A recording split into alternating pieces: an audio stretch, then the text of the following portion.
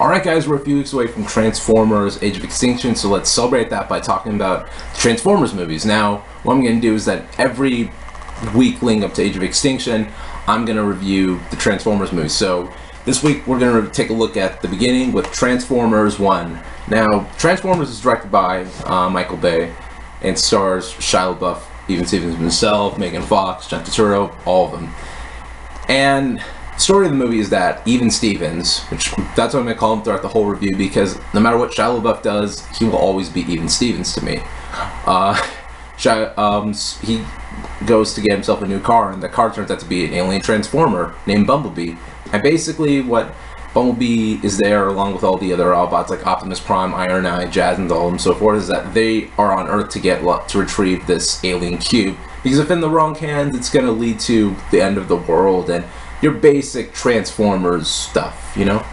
I wasn't like a hardcore Transformers fan growing up. I mean, I watched the cartoons and I played with toys, but I wasn't like, you know, a huge fan of it. Like, I wasn't following it on the internet like crazy, you know what I mean? But I knew Transformers, I knew what they were all about, and when I heard Michael Bay was directing it, I was like, the guy who did Pearl Harbor is doing Transformers? Really? And I gotta say, Transformers 1, I think, is a really good, really fun movie. I have a blast just like watching this movie, you know what I mean? The thing that makes this movie work, first of all, it's actually the characters in this, because you know, you have like Shia LaBeouf in this movie, and I will say this about Shia LaBeouf. He is actually relatable in this one, unlike, you know, 2 and 3, where you're just like, I don't know if you're really that relatable. In this movie, he's actually pretty relatable. Like, you kind of understand like sort of his point of view, and that's what makes it good. And the rest of the cast, like Megan Fox, Anthony Anderson, all of them, they fall into place really well. Anthony Anderson is hilarious in this movie. I don't know about you, but I love Anthony Anderson, anything I see him in, and he's funny in this, you know what I mean? And the effects look awesome. They look, I mean, look, Optimus Prime and Bumblebee and Megatron, all of them, they look fantastic. They look so realistic, man. And I was surprised it didn't win the Oscar, you know, for Best Visual Effects, because they end up losing to the Golden Compass, which I was just like, I don't know if the Golden Compass effects are as good as the ones I see in Transformers 1.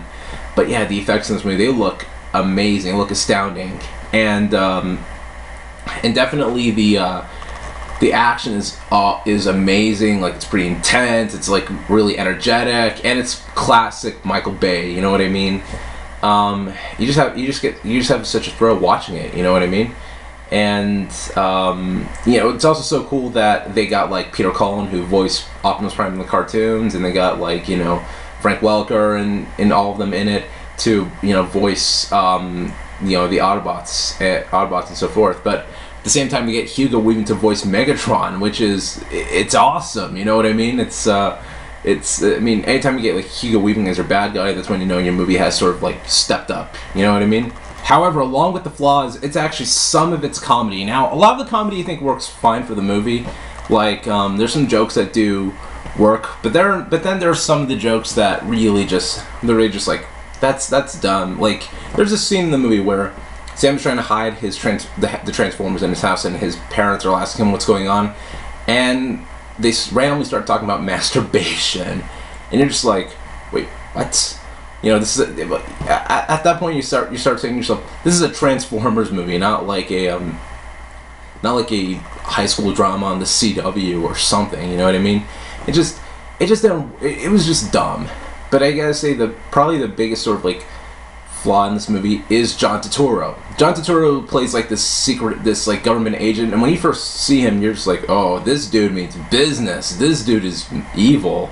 But then it's like halfway through the movie, when they get to like the Hoover Dam and stuff, then he just starts turning into a bit of a cartoon character. He becomes like goofy and silly and dumb. You're just like, what? You're just like, what happened? It's almost like the writers had one way to write John Turturro's character, and then Michael Bay was like, no, I want to write him as the comic relief, which doesn't make sense considering the fact that you got Anthony Anderson, who is your comic relief. So you don't need like 2 comic relief characters in your movie.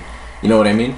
And I gotta say, I said the action is pretty awesome, but at times it's filmed in a really sort of shaky way where just like, I can't really see what's going on. You know what I mean? It was kind of like hard for me to see. You know what I mean? But on that note, Transformers is a kick-ass action movie. It's got great effects. It's such a you have such a blast watching it. The humor is a little dumb and silly, but you can't marvel at how badass the action and how enjoyable it is. So with that being said, I'm gonna give Transformers 1 a B. If you haven't seen it, I suggest check it out. It's really fun. So yeah, that's my thoughts on Transformers. So what do you think about Transformers 1? Do you like it? Do you hate it? And also, who's your favorite Transformer growing up or whatever? My favorite Transformers were Soundwave and Starscream. I don't know, they had like the coolest shit, you know what I mean? But yeah, that's my thoughts on Transformers 1.